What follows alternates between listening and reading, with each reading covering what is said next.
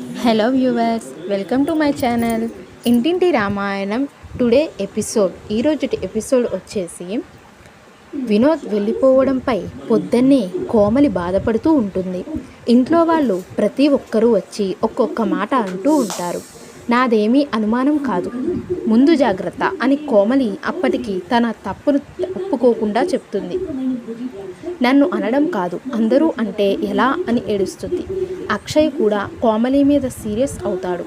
ఇంట్లో ఎవరు Vinod phone lift చేయలేదు, కనీసం ఫోన్ లిఫ్ట్ చేస్తే మాట్లాడడానికైనా ఉంటుంది కదా అని అంటారు.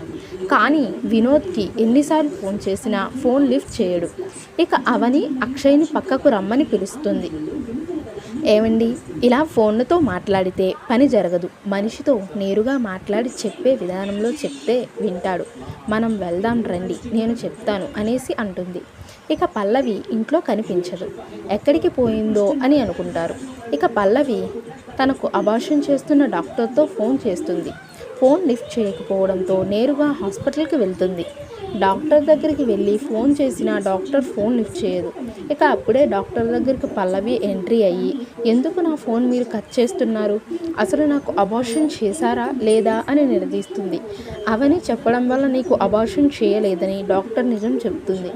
అవని పేరెంట్స్ గురించి పల్లవికి నిజం తెలిసిపోతుంది. ఇంట్లో పల్లవి కనిపించడం లేదని కంగారు పడతారు. అసలే ఒట్టి మనిషి కూడా కాదు అని ఒంటరిగా పంపడం ఏంటని కమల్ను అందరూ తిడతారు. కానీ పల్లవి సైలెన్స్ జైష్ ఉంటుంది. అందరికీ చక్రధర్ పల్లవి వాకింగ్కు వెళ్ళిందని నిజం చెప్తాడు.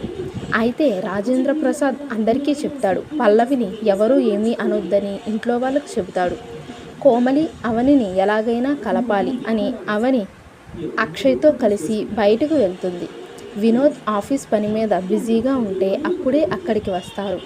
కోమలి గురించి అడిగితే నా దగ్గర మాట్లాడొద్దు అని అంటాడు. నా జీవితం ఇలా అవడానికి కోమలినే కారణం, తన అనుమానమే కారణమని చెబుతాడు.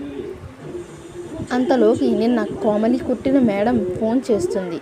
మనం కలిసి ప్రాజెక్ట్ చేస్తున్నాం, మీకు ఎంత డబ్బులు కావాలంటే అంత తీసుకోండి, ప్రాజెక్ట్ అయితే బాగుండాలి అని ఆల్ ది బెస్ట్ చెప్పి ఫోన్ పెట్టేస్తుంది.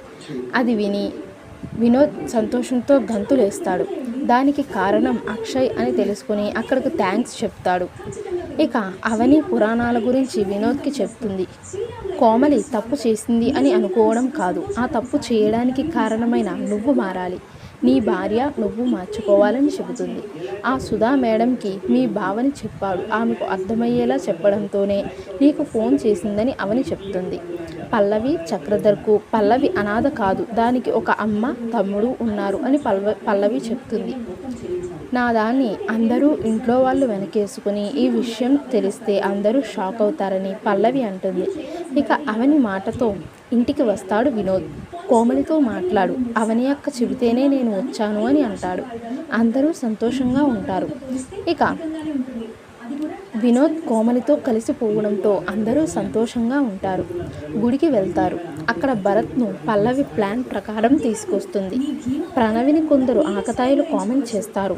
చున్నీ భరత్ చేతిలో ఉండడంతో అక్షయ్ భరత్ చెప్పేది వినకుండా కొడతాడు. ఆ తర్వాత ఏం జరుగుతుందో తరువాయి భాగంలో చూద్దాం. మరిన్ని ఎపిసోడ్స్ కోసం మన ఛానల్ని ఇప్పుడే లైక్ చేసి, షేర్ చేసి, సబ్స్క్రైబ్ చేసుకోండి.